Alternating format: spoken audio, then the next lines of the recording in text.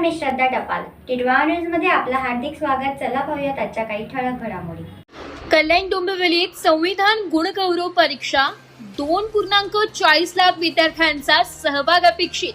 घर घर संविधान या जनजागृती उपक्रमाला मिळत असलेल्या उत्स्फूर्त प्रतिसादाच्या पार्श्वभूमीवर कल्याण डोंबिवली महानगरपालिका शिक्षण विभागातर्फे 1 ते 5 एप्रिल दरम्यान संविधान गुणगौरव परीक्षेचे आयोजन करण्यात आले. प्रशासन अधिकारी भारत बोरनारे, शिक्षणाधिकारी विजय सरकटे यांच्या नेतृत्वाखाली हा उपक्रम राबविण्यात येत असून यामध्ये महानगरपालिका हद्दीतील सर्व व्यवस्थापनाच्या शाळांमधील विद्यार्थी, मुख्याध्यापक, शिक्षक, समूह साधन केंद्र प्रमुख तसेच इच्छुक पालक मोठ्या संख्येने सहभागी होणार आहे. गेल्या 175 दिवसांपासून घर घर संविधान हा उपक्रम सातत्याने राबविला जाते.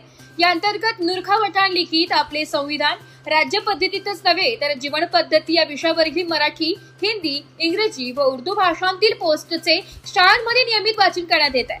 या अभ्यासपूर्ण उपक्रमाच्या भक्कम पायावर संविधान गुण गौरव परीक्षा आधारित असल्याचं प्रशासनाने स्पष्ट केलं.